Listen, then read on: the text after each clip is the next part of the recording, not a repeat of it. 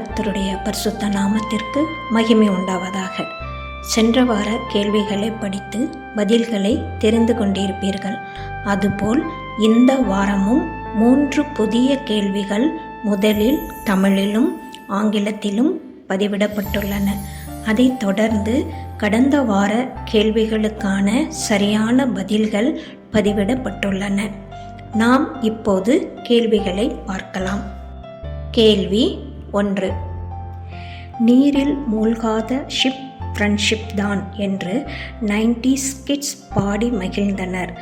தன் நண்பனை காப்பாற்ற தன் உயிரையும் கொடுக்க துணிந்து போராடினவர்கள்தான் 2K கிட்ஸ் மஞ்சுமேல் பாய்ஸ். இவர்களுக்கெல்லாம் முன்னோடியான ஒரு நண்பர் கூட்டம். ஒன்றாக சாப்பிட்டு ஓரிடத்திலே வேலை செய்து மற்றும் அன்றாட பழக்க வழக்கங்களை கூட ஒன்றாகவே செய்தார்கள். இதைவிட தண்டனையை கூட ஒன்றாக ஜாலியாக அனுபவித்தார்கள். யார் இந்த யூதாமேல் பாய்ஸ்? என்ன தண்டனை?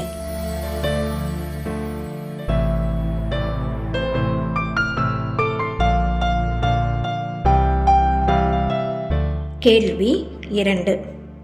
பொதுவாக பெண்கள் தன் கணவர் அல்லது மகனை பற்றி கூறும்போது மிகவும் தங்கமானவர். யாராவது அடித்தால் கூட திருப்பி அவரை அடிக்கவோ பதிலுக்கு திட்டவோ மாட்டார்கள். அவ்வளவு சாந்தம். ஆனால் கோபம் மட்டும் வந்துவிட்டால் வீட்டில் ஒருவரும் இருக்க முடியாது என்பார்கள். அதேபோல் இங்கு ஒருவர் சாது மிரண்டால் காடு கொள்ளாது என்பது போல வீட்டிலுள்ள அனைவரையும் வெளியே துரத்தி பொருட்களை எல்லாம் டமால் டுமில் என்று கவிழ்த்து நொறுக்கி போட்டார். யார் அந்த சாது? மிரண்டது எங்கே?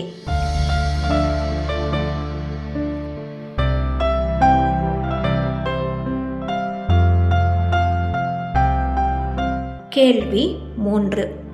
நம்மில் அநேகர் சிலரின் முகத்தை பார்த்தவுடன் அவர் என்ன மனநிலையில் இருக்கிறார் என்று கண்டுபிடித்து விடுவார்கள். கோபம், வருத்தம், சந்தோஷம் போன்ற மனிதனின் குணங்களை கண்டறிய சிலர் மனவியல் மருத்துவம் படித்து மனநல மருத்துவராக இருக்கிறார்கள். அகத்தின் அழகு முகத்தில் தெரியும் என்பதை இங்கு ஒருவரின் முகத்தை பார்த்ததும் அவரின் மனநிலையை கூறினார். அந்த மனநல மருத்துவர் யார்? அந்த மனநோயாளி யார்?